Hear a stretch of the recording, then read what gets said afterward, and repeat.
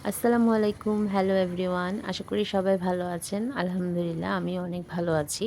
নতুন বছর তো শুরু হয়েই গেল। আর নতুন বছরে নতুন একটা ভিডিও নিয়ে চলে আসলাম বান্ধবীর নতুন বাসা নিয়ে।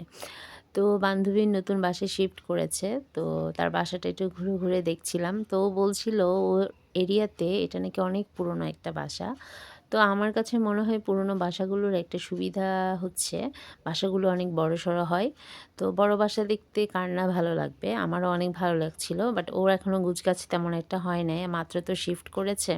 তো এখনও অনেকখানি গোছগাছ বাকি তার। আর বাসা চেঞ্জ করাটা অনেক প্যারাদায়ক একটা কাজ। জিনিসপত্র অগোছালো থাকবে এটা স্বাভাবিক। তো এই তো আর এই যে উনি মানে আজকে উনার সাথে আমার ফার্স্ট মিট হলো। কারণ আগের বাসাটাতে ও বের হয়ে যেত। তো এই বাসাটাতে বের হতে পারছে না সে। তো সেইজন্য তার সাথে আজকে আমার সাক্ষাৎ হয়ে গেল। তো আমি একটু ভাব বিনিময় করছি তার সাথে। ও আমার সাথে ভাব বিনিময় করছিল। তো এরপরে আমরা একটা ডেজার্ট ট্রাই করছি ক্ষীরওয়ালা থেকে। তো ক্ষীরওয়ালার আইটেমগুলো অনেক মজা হয়। তো আমি এই আইটেমটা ট্রাই করেছি এবার ফার্স্ট টাইম। তো এই আইটেমটাও আমার অনেক ভালো লেগেছে। ক্রিমি স্ট্রাকচারটা অনেক ভালো ছিল। সুগার লেভেলটাও ভালো ছিল। আর যদি কেউ চট্টগ্রামের মধ্যে দেখে থাকেন ভিডিওটা, ক্ষীরওয়ালার এই আইটেম ট্রাই করেছেন কিনা অবশ্যই কমেন্টে জানিয়ে দেবেন। আর ট্রাই না করলে অবশ্যই ট্রাই করবেন। তো এই তো গল্পগুজব করার জন্য ২ বান্ধবী নিচে নেমে গেলাম হাঁটবো। আর হাঁটতে গিয়ে দেখি একটা শপ ওপেন হলো নতুন।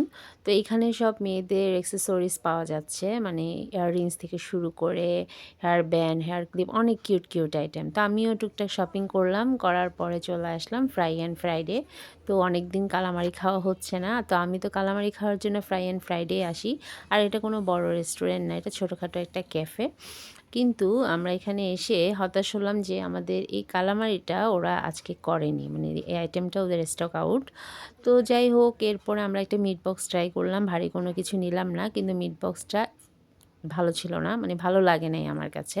কারণ আ ওদের চিজটা ছিল অনেক কম আর সসেস ছিল মাত্র কয়েক পিস তাও নিচের লেয়ারের দিকে আর সালাদে ভরা ছিল। তো আমার মনে হয় এটা ওদের ভালো করা উচিত। এই তো এরপর চা-টা খেয়ে চলে আসলাম বাসায়। আল্লাহ হাফেজ, টাটা।